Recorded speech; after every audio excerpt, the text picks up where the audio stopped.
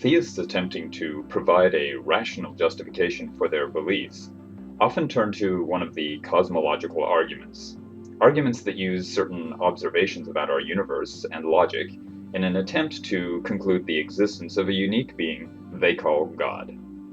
The arguments are nothing new, but in recent years one version, called the Kalam Cosmological argument, has gained popularity, especially among Christians. The wording of the argument can vary somewhat, but it basically posits the following points. Everything that begins to exist has a cause of its existence. The universe began to exist. Therefore, the universe has a cause of its existence. Since no scientific explanation can account for the cause of the universe, it must be due to a personal agent, known as God, that chose to create the universe. A possible naturalistic counter to this argument is that perhaps the universe oscillates, expanding and collapsing in an infinite series of events with no beginning, and thus it never began to exist. Since the point of a cosmological argument is to provide justification for believing in the existence of God, theists often add a few more conditions to eliminate this naturalistic explanation. An actual infinite cannot exist. A beginningless temporal series of events is an actual infinite. Therefore, a beginningless temporal series of events cannot exist. These conditions also help counter the question that naturally arises: what created God? If the answer to that is some greater God created God, that leads to the question what created that God, and so on into infinity. So the theist response is that God never began to exist. Instead, he has always existed as an uncaused, beginningless, timeless, spaceless, changeless, eternal, and immaterial being who must be all-powerful, all-knowing, all-present, all-loving, perfectly moral, and perfectly benevolent. If you're a theist, this argument may sound highly persuasive, but all you have to do is analyze each claim in turn to see that the entire argument is founded on fallacies and factual errors. Let's begin with the first premise. Everything that begins to exist has a cause of its existence. Some theists claim this premise is intuitively obvious and needs no further justification. After all, everything we've ever seen begin to exist appears to do so through some cause. Setting aside the fact that many people disagree that such a claim is intuitively obvious, this argument is nothing more than an appeal to intuition fallacy, because intuition is not an indicator of truth. One simply has to look at how the sun and moon apparently move across the sky while the earth seems to stand perfectly still in order to see how intuition can lead one to a conclusion that's the exact opposite of reality. To make matters worse for the premise, at least one observable phenomenon from quantum mechanics arguably contradicts it. Elemental particles can randomly appear and disappear from the quantum vacuum with no evident cause. So it is an error of fact to definitively state that everything that begins to exist has a cause. We simply cannot honestly make that claim as a given premise. Furthermore, everything we observe seemingly beginning to exist has actually already existed before in some prior configuration. To quote Carl Sagan, we are made of star stuff. Even our very thoughts are constructed of matter and energy that began to exist billions of years ago with the Big Bang, and acquired their current configuration after countless interactions since then. Ultimately, the only things that can truly be said to have begun to exist are the conditions at the beginning of the universe, which have no evident cause for their existence. So a much more accurate restatement of the first premise would be, nothing that ultimately begins to exist has any evident cause of its existence. As is the case with claims based on intuition, reality often turns out to be the complete opposite. Premise 2. The universe began to exist. This premise hinges on what's actually meant by the universe in this context. If it refers strictly to our universe, the time, space, matter, and energy that expanded from the Big Bang 13.7 billion years ago, then yes, you can indeed say the universe began to exist. But what if the universe includes more than just us? Parallel universes are a predicted consequence of quantum mechanics and other theories in physics. Supporters of the cosmological argument who follow the Abrahamic religions claim a single God created everything that exists. So in this context, I suspect the universe actually refers to the totality of existence, which I'll refer to as the metaverse to avoid confusion. And that poses a problem for the premise, because we lack sufficient evidence to claim what conditions exist beyond the boundaries of our universe. To try to do so based on what we can currently observe would be a hasty generalization fallacy, like primitive societies concluding that the universe beyond Earth must be composed mainly of gases, liquids, and solids, when in reality almost all of it is vacuum. Thus, we can't say that the metaverse began to exist. So if premise 2 is not limited to just our universe, it should be reworded to say, the metaverse may or may not have had a beginning. Some theists grant the exception of beginninglessness to God, but not to anything else, claiming that a metaverse would have to have begun to exist, whereas God did not. However, their inability to provide justification for this claim makes it a special pleading fallacy. Point 3 concludes, therefore the universe has a cause of its existence. Since premises 1 and 2 have had to be changed to fit reality, so does this conclusion. Therefore, the metaverse may or may not have a cause of its existence. Point 4 concludes, since no scientific explanation can account for the cause of the universe, it must be due to a personal agent, known as God, that chose to create the universe. This is actually the most bizarre claim made by the Kalam Cosmological argument, since it doesn't logically follow even if all the previous statements were valid. It's as if the argument simply skipped a number of critical steps. It presents a God of the gaps argument, using both an error of fact and an argument from ignorance fallacy. It's preceded by no premises to establish its claim that there aren't scientific explanations for the cause of our universe. It simply asserts that there aren't and ignores the theoretical evidence that contradicts the assertion. Nor is there any premise to establish why we would be justified in claiming that a personal agent, God, created the universe. This is known as a fallacy of 4 terms. Yet theists often go even further, claiming that this God is timeless, spaceless, immaterial, changeless, eternal, uncaused, beginningless, all-knowing, all-powerful, all-present, all-loving, perfectly moral, and perfectly benevolent. Phew! When pressed, theists will often insert additional conditions, which really have nothing to do with the initial premises. For example, they'll say that because our universe is so finely tuned for life, it must have been caused by an all-powerful, all-knowing God. Except that their argument is a fallacy of assumption, since it assumes that our universe is finely tuned for life. But the only place we know for certain where life can exist in this entire vast universe is on the surface of this one little planet. Even if we end up finding life on numerous planetary systems, the fact is that virtually our entire universe is filled with vacuum, intense radiation, gravity wells, and temperature extremes that are exceedingly hostile to life as we know it. Now, while it's true that slightly changing some of the fundamental constants of our universe, one at a time, could prevent life as we know it from developing at all, it's possible to change several constants significantly and still result in conditions suitable for life. In fact, it appears that entirely eliminating one of the 4 fundamental forces of our universe, the weak nuclear force, could still allow the appearance of carbon-based life. Furthermore, quantum mechanics predicts the possibility of a metaverse spawning an infinite variety of universes. If that's true, then those universes would possess the entire range of possible constants, including all those capable of producing life, no matter how rare they might be.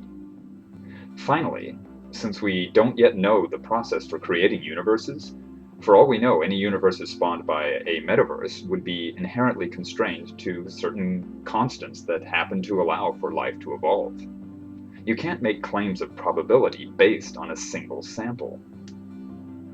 As for why theists often conclude that God must have all these amazing characteristics, part of it is due to the fact that time, space, matter, and energy all began with the Big Bang. It necessarily follows then that God must be timeless, spaceless, and immaterial.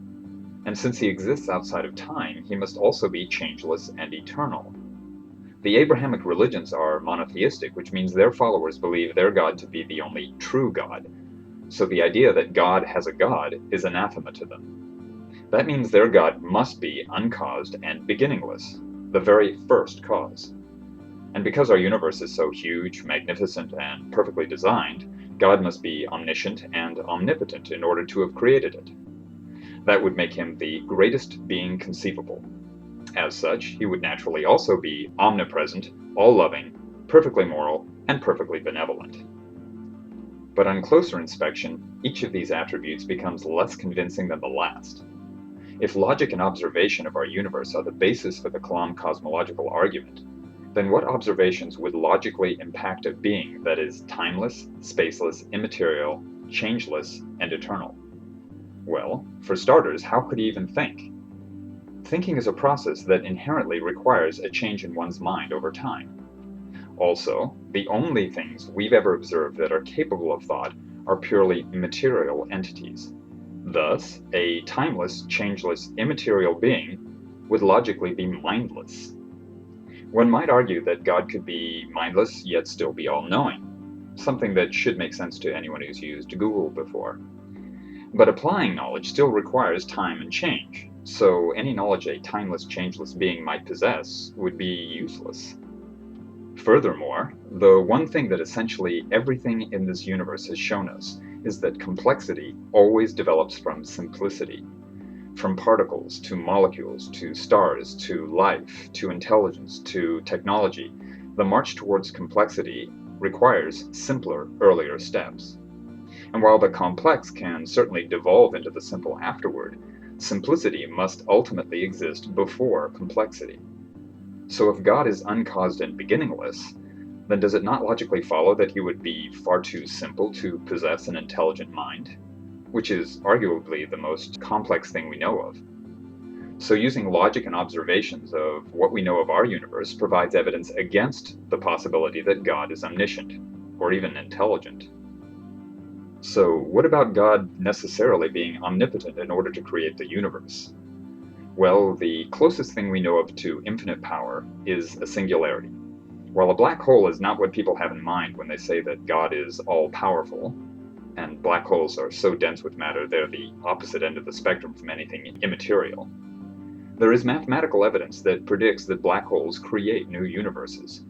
In fact, it's possible our own universe was created by a singularity in another universe. If the equations are correct, then you don't need omnipotence in order to create a universe. All you need is some fundamental math, physics, and a lot of matter. But you don't even need the power of a singularity to produce a plausible explanation for the existence of our universe. As I mentioned in a previous video, virtual world and artificial intelligence technologies are advancing at an exponential pace. Within a few decades at most, we will almost certainly develop virtual worlds that will be indistinguishable from the real world, and likely populate them with artificially intelligent beings that may be unaware they live in virtual reality. We ourselves could be just such beings. If so, then our creator wouldn't have to be any more powerful, intelligent, or impressive than your average computer game designer. Of course, there's no evidence that we're virtual beings populating a virtual universe, but then there's no evidence that any timeless, changeless, immaterial, omnipotent, or omniscient being exists either. But at least the virtual world hypothesis enjoys the benefits of being supported by naturalistic, real-world precedents. We know that virtual worlds and artificial intelligence are possible because they already exist, even though they're not yet advanced enough to pass for reality. Furthermore, our world contains many virtual worlds, which implies that the odds we live in a virtual world are far greater than the odds we live in a real one. The God hypothesis, however, requires resorting to the unimaginable complexity of an all-powerful, all-knowing, all-present supernatural being, something for which we have no precedents whatsoever. As the philosopher Bertrand Russell said, whenever possible, substitute constructions out of known entities for inferences to unknown entities. Some theists may object that the virtual world hypothesis merely raises the question of what created our programmer's universe. Who knows? The physics of his universe could differ greatly from our own, with its origin perhaps being even more easily identifiable as naturalistic. But even if his universe was created by a god, what are the chances it would be any god of our universe? Considering that most virtual worlds we've created have pantheons that do not include gods from existing religions, That suggests it's very unlikely we'd have any knowledge about the God of our programmer's universe. Nor does it make sense that as virtual beings we would be subject to any of that God's rules or participate in any afterlife. Alright, then what about God necessarily being omnipresent, all-loving, perfectly moral, and perfectly benevolent? Well, they're all contingent on his being all-knowing, which, as mentioned earlier, would be logically impossible for a timeless, changeless being. But even without that problem, would it make sense to claim that the God of the Bible is all-loving, perfectly moral, and perfectly benevolent? First, love is an emotion, and emotions are biochemically driven responses to stimuli which guide behavior to increase an individual's ability to survive and reproduce. Emotions only make sense in the context of a being that must interact with others and live in a hazardous environment. Yet the Bible portrays God as a highly emotional being, full of anger, love, jealousy, spite, disgust, regret, pride, and other emotions. What possible use would an immaterial, original being have for any emotions? They would be as pointless as lust is to a eunuch. This would imply one of two things. Either God is one of many gods, or he doesn't possess any emotions at all. Finally, what evidence is there that God is all-loving, perfectly moral, and perfectly benevolent? Theists will sometimes claim that the fact that goodness exists means there must be a maximum goodness, which is God. But using that same logic, one can say that because evil exists, there must be a maximum evil, which is God. To get around this, theists will often argue that evil doesn't exist, that it is merely an absence of good, much like darkness is an absence of light, or that cold is an absence of heat, as if physical laws are somehow analogous to morality. However, that is merely baseless assertion, since a person who is incapable of doing good would not necessarily have to commit evil acts, but could instead behave in a neutral manner. But even if morality were analogous to physics, one could just as easily claim that good is the absence of evil. And evil is exactly how the Bible portrays God's behavior. He condones or commits murder and genocide, animal and human sacrifice, torture, child abuse, animal abuse, theft, slavery, pedophilia, rape, incest, cannibalism, betrayal, lying, the very behaviors we ourselves use to identify evil persons. In fact, I have a whole video series which presents the mountain of evidence that if God exists, he is necessarily evil. So there's no need for me to provide that detail here. Suffice to say that there is far more scriptural and observable evidence that God is evil rather than good. Thus, point 4 of the Kalam Cosmological argument should actually read, even if there weren't any scientific explanations to account for the cause of the universe, it is illogical to conclude that it must be due to a personal agent, known as God, that chose to create the universe. What about the additional points tacked on in an attempt to eliminate an infinite succession of causes? The defense for premise 5 is that a smaller subset within an actual infinite set is counterintuitive, thus actual infinites cannot exist. Unfortunately, this defense requires both appeal to intuition and begging the question fallacies. Mathematicians and logicians have no problem accepting smaller subsets within infinite sets, in both mathematics and in the real world, as this is a defining characteristic of infinite sets. For example, if set A equals all numbers and subset B equals all even numbers, both sets are infinite even though B is smaller than A. Thus, a proper restatement of premise 5 is an actual infinite can exist. Mathematicians disagree on whether a successive series constitutes an actual infinite or is instead a potential infinite, although with the change to premise 5 it makes no difference either way. So a more accurate restatement of premise 6 would be, a beginningless, temporal series of events could be either an actual infinite or a potential infinite. Regardless, conclusion 7 should read, therefore, a beginningless temporal series of events can potentially exist. So our universe could be an oscillating series of events, or it could be part of an eternal metaverse, possessing between one and an infinite number of universes, or it could be a virtual world within a universe that has almost nothing in common with our universe, or it could be something else. It could even be the result of a godlike entity, even though the evidence suggests otherwise. The only accurate response to the question of where our universe came from is, we don't know. However, what evidence we do have suggests a purely naturalistic explanation, and thus it is irrational to believe in a supernatural one.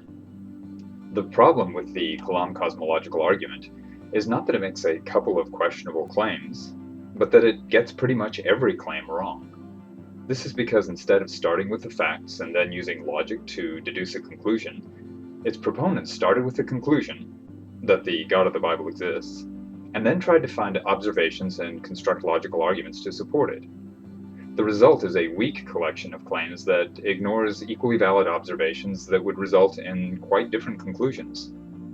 Examples of these conveniently ignored observations include the only material entities for which we have evidence, such as physical laws, are completely powerless and mindless on their own. They can only affect the world if they are essentially used as tools by physical entities. Consciousness always develops from non-conscious entities, both in the evolutionary tree, as single-celled organisms eventually evolved into beings with minds, and in an individual's life cycle, as a zygote develops into a living human being.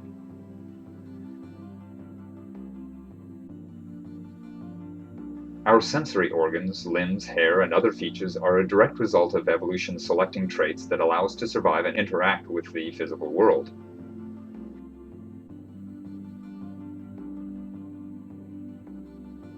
Evolutionary theory reveals how complexity can emerge from simplicity using mindless random chance coupled with natural selection.